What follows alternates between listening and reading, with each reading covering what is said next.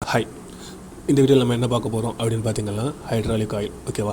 Hydraulic oil என்னென்ன type oil இருக்குது, same அதோட கிரேடை பற்றி என்ன, அதோட ஃப்ளாஷ் பாயிண்ட் எவ்வளவு, அதை எப்படி அனலைஸ் பண்ணுறாங்க, அதோட டெம்பரேச்சர் கெப்பாசிட்டி எப்படி அப்படிங்கிறது எல்லாத்தையுமே நம்ம இந்த வீடியோவில் மொத்தமாக கவர் பண்ண போகிறோம். வாங்க வீடியோக்குள்ளே போகலாம்.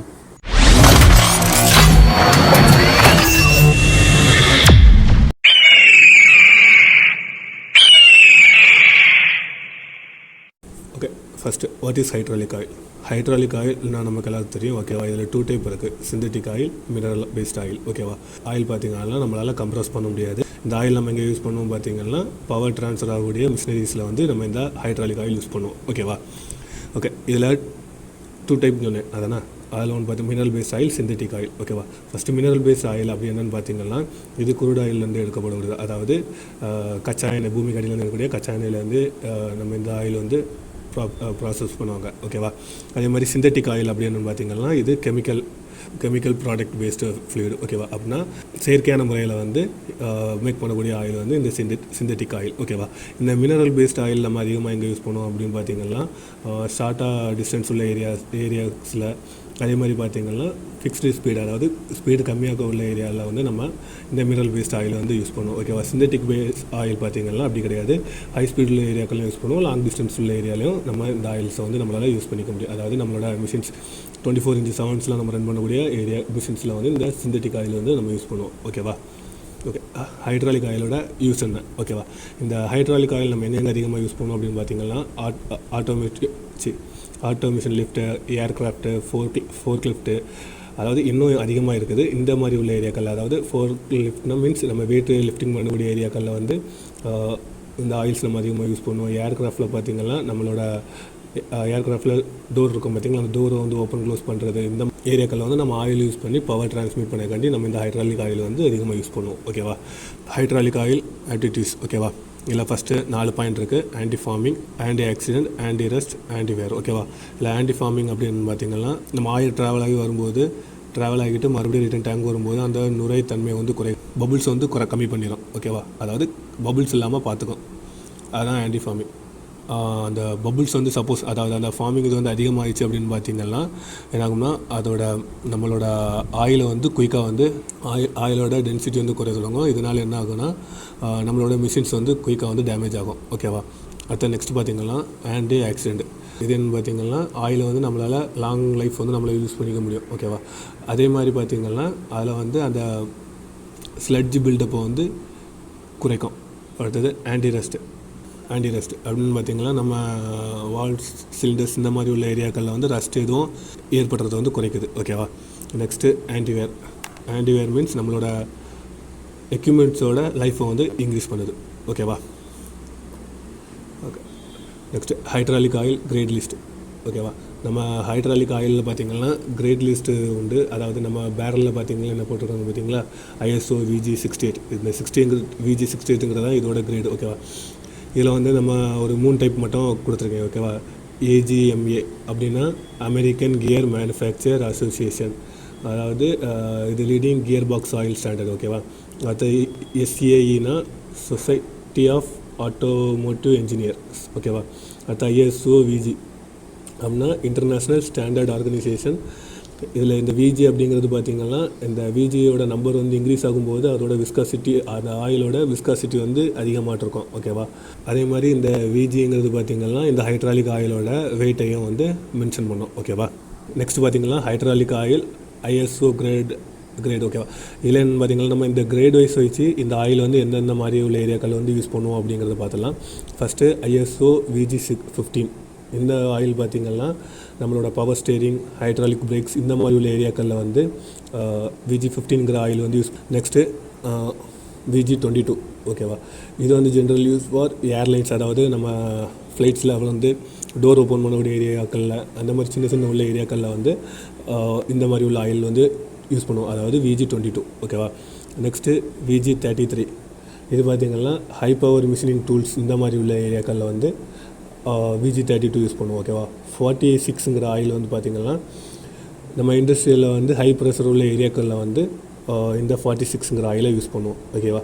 அதே மாதிரி VG68 இந்த மாதிரி உள்ள ஆயில் எங்கே யூஸ் பண்ணுவோம் அப்படின்னு பார்த்தீங்கன்னா லோடு கேரிங் உள்ள ஏரியாக்களில் வந்து, அதாவது லேகர் லோடு கேரிங் உள்ள ஏரியாக்களில் வந்து இந்த VG68 யூஸ் பண்ணுவோம். ஓகேவா. அதே மாதிரி VG100 அப்படிங்கிற பார்த்திங்கன்னா இண்டஸ்ட்ரியலில் வந்து இண்டஸ்ட்ரியல் மிஷினரிஸில் வந்து ஹெவி லோடு நம்ம லிஃப்டிங் பண்ண ஏரியாக்களில் வந்து இந்த VG வந்து 100 வந்து நம்ம யூஸ் பண்ணுவோம். ஓகேவா. இதில் இன்னும் இருக்குது, பட் ஆனால் அந்த VG நமக்கு தெரியும், நம்ம பேரல்ஸில் பார்த்துருப்போம் VG15, VG22, VG68 இப்படின்னு பார்த்துருப்போம். ஓகேவா. அதோட ஃபுல் அந்த இதோட டீட்டெயில்ஸ் என்ன அப்படிங்கிறது நமக்கு தெரியாமல் இருக்கும். பட் ஆனால் நிறைய பேர் தெரிஞ்சிருக்கோம், ஒரு சில பேர் தெரியாமல் இருக்கும். ஓகேவா. அதனால் அந்த ஒரு சில கொஞ்சம் பாட்டை மட்டும் இதில் பார்த்தோம் நம்ம மென்ஷன் பண்ணியிருக்கோம். அதே மாதிரி இதோட VG16, VG680 இந்த மாதிரி நிறைய அதிகமாக இருக்குது. ஏன்னா ஆயில் போக போக அதிகமாக வரும். ஓகேவா. இல்லை ஜஸ்ட் காமன் சின்ன இது கிரேடு சேஞ்ச் ஆக அதோட ஒர்க்கிங் பர்ஃபார்மன்ஸை வந்து சேஞ்ச் ஆகிட்டே இருக்கும். ஓகேவா. நெக்ஸ்ட்டு பார்த்திங்கன்னா ஹைட்ராலிக் ஆயில் ப்ராப்பர்ட்டிஸ். ஓகேவா. ஒரு ஹைட்ராலிக் ஆயிலுக்கு வந்து என்னென்ன பண்புகள்லாம் இருக்கணும் அப்படின்னு பார்த்திங்கன்னா நான் கம்ப்ரெசபிள், அந்த ஆயில் வந்து கம்ப்ரெஸ் ஆகக்கூடாது. ஓகேவா. அதுக்கடுத்து பார்த்திங்கன்னா ஃபயர் ரெசிஸ்டன்ஸ் இருக்கணும், அதாவது தீ எரியாத அளவுக்கு அது இருக்கணும், அதாவது ஃபயர் தடுப்பானாட்டு இருக்கணும். ஓகேவா. அதுக்கடுத்தது நான் கரோஷன் அப்படின்னா துருப்பிடிக்காததாக இருக்கணும். அதாவது பட் ஆயில் வந்து நம்ம மெட்டீரியல் சரியா நம்மளோட வால்ஸ் இந்த ஏரியாவில் மூவ் ஆகி வரும்போது அந்த ஏரியாக்கள் உள்ள மெட்டீரியலை வந்து துருப்பிடிக்காத அளவுக்கு இருக்கணும். ஓகேவா.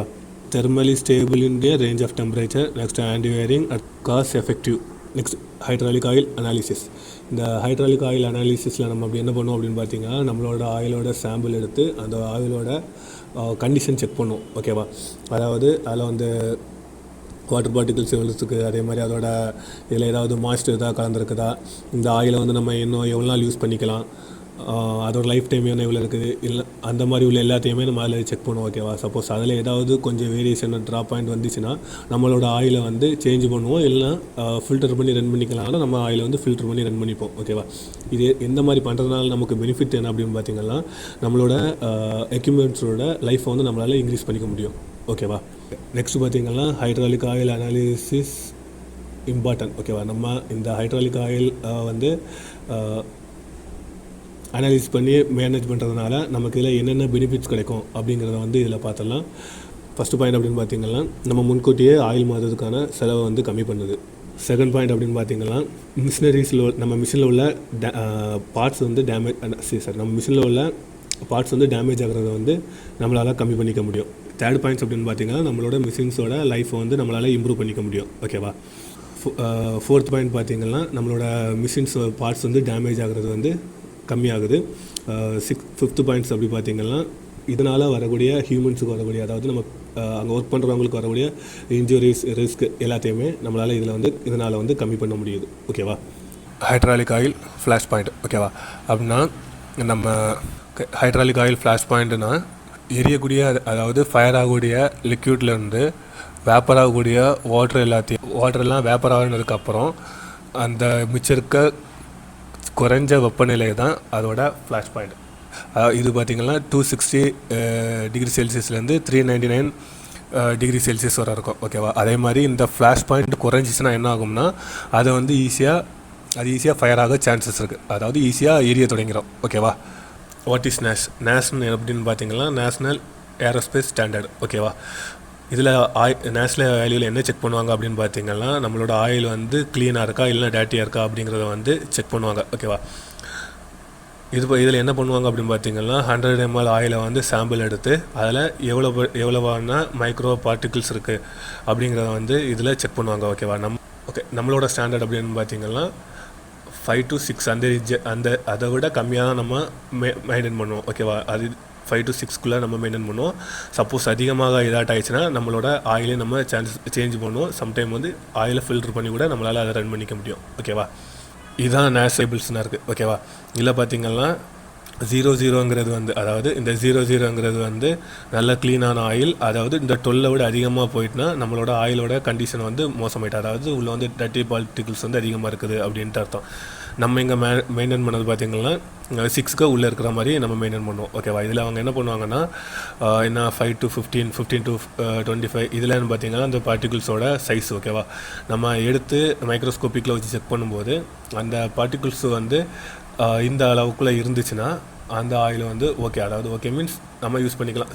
6 6க்கு உள்ளே இருந்துச்சுன்னா நம்ம வந்து யூஸ் பண்ணிக்கலாம். இல்லைனா அதுக்கு மேலே அதிகமாகும் போது வந்து ஆயிலில் உள்ள டேட்டி வந்து அதிகமாக இருக்கும். ஓகேவா? உதாரணத்துக்கு நிறைய இமேஜ் இருக்குது. ஓகேவா? நான் இது வந்து வேல்யூ 4, இது 5, இது 6, இது 9, 8 இதில் எல்லாம் பார்த்திங்கன்னா இந்த உள்ளே இருக்க அந்த டஸ்ட்டு பார்ட்டிகிள்ஸ் வந்து தெரியாது. ஓகேவா? பார்ட்டிகிள்ஸ் தெரியாது மீன்ஸ் இந்த இடத்துல வந்து அந்த இதில் வந்து டஸ்ட்டு பார்ட்டிகிள்ஸ் வந்து எதுவுமே அதிகமாக இல்லை.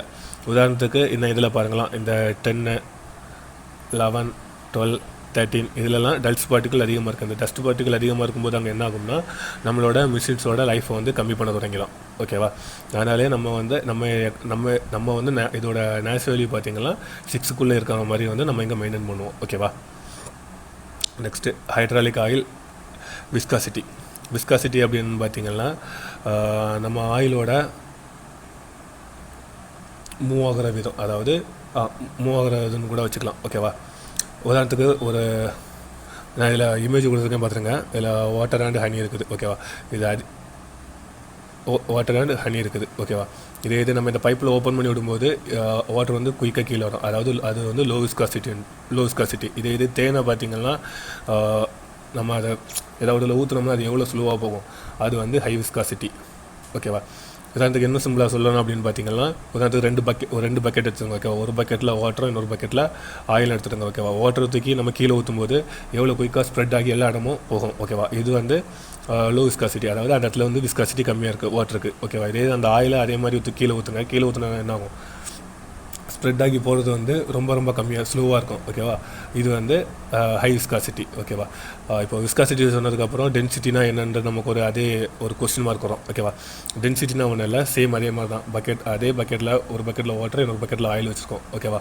அதில் அந்த பக்கெட்டில் வாட்டருக்கு பக்கெட்டுக்குள்ளே நம்ம ஒரு கல்லை போட்டோம்னா சடனாக ஒரு 1 செகண்டில் 1.5 செகண்டுக்குள்ளே டக்குன்னு கீழே போயிடும். 1 செகண்ட் கூட இல்லை, 1 செகண்டை விட கம்மியாகவே கீழே போயிடும், குயிக்காக கீழே போயிடும். ஓகேவா? அதே மாதிரி ஆயில் இருக்க பக்கெட்டுக்குள்ளே ஒரு கல்லை போடுங்க, அது மூவ் ஆகிற இது வந்து ஸ்லோவாக இருக்கும். ஓகேவா? அதாவது அடர்த்தி. ஓகேவா? இதை வந்து டென்சிட்டி அப்படின்ட்டு சொல்லுவோம். ஓகேவா? Viscosity of hydraulic oil versus temperature. ஓகேவா? நம்ம ஹைட்ராலிக் ஆயிலில் வந்து டெம்பரேச்சர் வந்து அதிகமாச்சுன்னா என்ன ஆகும்? ஓகேவா? நம்ம ஹைட்ராலிக் ஆயில் பார்த்திங்கன்னா டெம்பரேச்சர் ரேஞ்ச் வந்து இதில் வந்து 4 இதாட்டு கொடுத்துருக்காங்க. ஓகேவா? 4 கிளாஸஸாக கொடுத்துருக்காங்க. லோ கிளாஸ் பார்த்திங்கன்னா 35 டெம்பரேச்சருக்குள்ளே இருந்துச்சுன்னா அது லோ, 35 to 80 இருந்துச்சுன்னா மீடியம், 80 to ஹை, 110 இருந்துச்சுன்னா ஹை, வெரி ஹைங்கிறது வந்து 110க்கு மேலே போச்சுன்னா அதிகமாட்டாயிரும். ஓகேவா? நம்மளோட ஆயிலில் வந்து நம்ம ஆயிலில் வந்து விஸ்காசிட்டி சேஞ்சஸ் எதனால் ஆகும் அப்படின்னு பார்த்தீங்கன்னா, நம்மளோட ஆயில் வந்து டெம்பரேச்சர் வந்து அதிகமாகும்போது விஸ்காசிட்டி வந்து குறையும். ஓகேவா? இதை எப்படி நம்ம ஈஸியாக புரிஞ்சுக்கலாம் அப்படின்னு பார்த்தீங்கன்னா, நம்ம குக்கிங் ஆயில் இருக்குது பார்த்தீங்களா, குக்கிங் ஆயிலை நார்மலாக நம்ம அதாவது ஒரு பாத்திரத்தில் வச்சு நம்ம ஊற்றும்போது பார்த்திங்கன்னா அது மூவ் ஆகுற இது வந்து கம்மியாகிட்டு இருக்கும். ஓகேவா? அதாவது ஸ்லோவாக இருக்கும். அதே ஆயிலை நல்லா குக் பண்ணிடுங்க, அந்த ஹீட் பண்ணிட்டீங்க அப்படின்னு பார்த்தீங்கன்னா அதுக்கடுத்தது அது மூவ் ஆகிற இது வந்து ஸ்பீடாகிடும். ஓகேவா? இதனால் என்ன ஆகும்னா அந்த ஹீட் இன்க்ரீஸ் ஆகும்போது அதோட விஸ்காசிட்டி இது வந்து கம்மியாக தொடங்கிடும். ஓகேவா? இதனால தான் நம்மளோட சிஸ்டத்தில் வந்து விஸ்காசிட்டியை மெயின்டைன் பண்ணுறதுக்காக நம்மளோட ஆயில் டெம்பரேச்சரில் வந்து நம்ம எப்பவுமே ஃபோக்கஸ் வந்து அதிகமாக பண்ணுவோம். ஓகேவா? அதே மாதிரி நெக்ஸ்ட் பார்த்திங்கன்னா hydraulic oil viscosity converting chart. ஓகேவா? இந்த பக்கம் பார்த்திங்கன்னா டிகிரி செல்சியஸில் இருக்குது, இந்த பக்கம் பார்த்திங்கன்னா ஃபாரன்ஹீட்டில் இருக்குது. ஓகேவா? இது வந்து நம்ம ஸ்டார்டிங்கில் நம்ம ஒரு 3 டைப் பார்த்தோம் பார்த்திங்களா, ISOVG, AGME, SAE, gear box ஆயில்னு சொல்லியிருந்தேன். அதே மாதிரி AGME, ISOVG இந்த மாதிரி பார்த்தோம் பார்த்திங்களா. எல்லாம் நம்ம பார்த்தோம்ல, 10, 15, 22, 32, 46, 68, 100, 150 இந்த மாதிரி இதோட கிரேடு வந்து இன்க்ரீஸ் ஆகிட்டு போய்ட்டுருக்கோம். ஓகேவா? கிரேடு வந்து இன்க்ரீஸ் ஆக நம்மளோட ஆயிலோட கிரேடு வந்து அதிகமாக நம்மளோட ஆயிலோட விஸ்காசிட்டி வந்து அதிகமாகிட்டு இருக்கும். அதாவது மூவ் ஆகக்கூடிய ஸ்பீடு வந்து கம்மியாக ஆகிட்டு இருக்கும். ஓகேவா?